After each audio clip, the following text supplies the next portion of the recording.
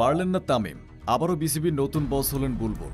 সব জল্পনা কল্পনার অবসান ঘটিয়ে আবারও বিসিবি সভাপতি নির্বাচিত হয়েছেন সাবেক অধিনায়ক আমিনুল ইসলাম বুলবুল। 6 অক্টোবর দিনব্যাপী ভোট গ্রহণ শেষে অফিসিয়ালি পূর্ণমেয়াদে বিসিবি বস নির্বাচিত হন বুলবুল।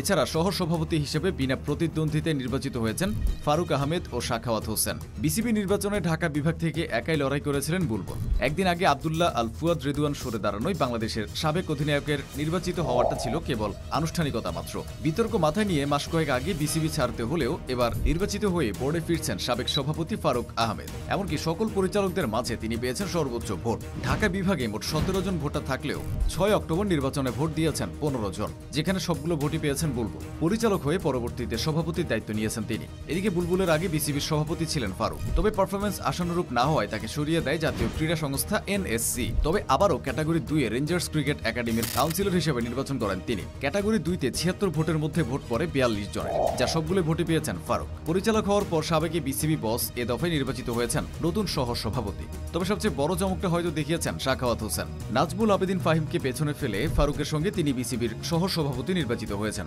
বরিশাল বিভাগ থেকে তিনি নির্বাচন করলেও তার ছিল না কোনো প্রতিদ্বন্দ্বী, তাই বিনা প্রতিদ্বন্দ্বিতায় পরিচালক নির্বাচিত হন তিনি। পর্যটন খাত বিশেষজ্ঞ হিসেবে বেশ পরিচিতি আছে সাখাওয়াতের। জাতীয় ও আন্তর্জাতিক পর্যায়ে পুরস্কারও পেয়েছেন তিনি। এছাড়া বুলবুল বিসিবির সভাপতি হওয়ার পর বাংলাদেশের সাবেক অধিনায়কের ক্রিকেট পর্যটন উপদেষ্টা হিসেবেও কাজ করেছেন। কদিন আগে সরকারি হস্তক্ষেপের অভিযোগ তুলে নির্বাচন থেকে সরে দাঁড়ান তামিম ইকবাল সহ 21 জন পরিচালক প্রার্থী। তাদের এমন নাটকীয়তায় বেশ জমজমাট হয়ে উঠেছিল মাঠের বাইরের ক্রিকেটটা। তবে বিতর্কের মাঝেও সময় মতোই অনুষ্ঠিত হয়েছে বিসিবি নির্বাচন। 6 অক্টোবর সকাল 10টা থেকে বিকাল 4টা পর্যন্ত রাজধানীর একটি হোটেলে নির্বাচন অনুষ্ঠিত হয়। সন্ধ্যা 6টা নাগাদ নির্বাচনের ফলাফল ঘোষণা হয়। বিসিবি নির্বাচনে প্রতিদ্বন্দ্বিতা না থাকায় খুলনা, চট্টগ্রাম, বরিশাল ও সিলেট বিভাগের পরিচালকরা বিনা প্রতিদ্বন্দ্বিতায় নির্বাচিত হয়েছেন, যার ফলে মোট 191 জন ভোটার থাকলেও তাদের বিভাগের ভোটারদের বাদ দিয়ে 156 জনের ভোট দেওয়ার কথা ছিল। তবে অনেকে নির্বাচন বর্জন করায় শেষ পর্যন্ত 115 জন ভোট দিয়েছেন, অর্থাৎ 73.71% ভোট পড়েছে।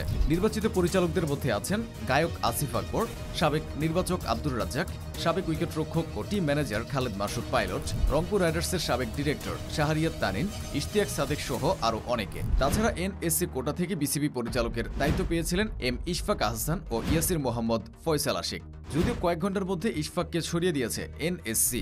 সবশেষ আওয়ামী লীগ সরকারের সঙ্গে সম্পৃক্ত ছিলেন তিনি। পাশাপাশি নৌকা প্রতীক নিয়ে নির্বাচন করতেও আগ্রহী ছিলেন ইশফাক। এমন অবস্থায় বিতর্কিত অতীতের জের টেনে তাকে সরিয়ে দিয়েছে এনএসসি। 2024 সালের 5ই আগস্ট রাজনৈতিক পট পরিবর্তনের পর জালাল ইউনুস ও আহমেদ সাজ্জাদুল আলমকে সরিয়ে বিসিবি পরিচালক করা হয় ফারুক ও নাজমুল আবেদিন ফাহিমকে। পরবর্তীতে নাজমুল হাসান পাপন পদত্যাগ করলে সভাপতি নির্বাচিত হয়েছিলেন ফারুক। যদিও কয়েক মাসের ব্যবধানে সেখান থেকেই সরে যেতে হয় তাকে। সভাপতি হিসেবে পারফরমেন্স ও বিপিএল ইস্যুতে তাকে সরিয়ে দেওয়ার সিদ্ধান্ত নেয় এনএসসি। পরবর্তীতে বোর্ডের দায়িত্বে আসেন বাংলাদেশের প্রথম টেস্ট সেঞ্চুরিয়ান আমিনুল ইসলাম বুলবুল। অন্তর্বর্তী দায়িত্ব পেয়ে দেশের ক্রিকেট কাঠামোর মেরামতে বেশ কিছু ইফেক্টিভ উদ্যোগ নিতে দেখা যায় তাকে, যা দেশের ক্রিকেট প্রেমীদের মন জয় করে নেয়। আর এবার পূর্ণ মেয়াদে বোর্ডে বসেছেন তিনি।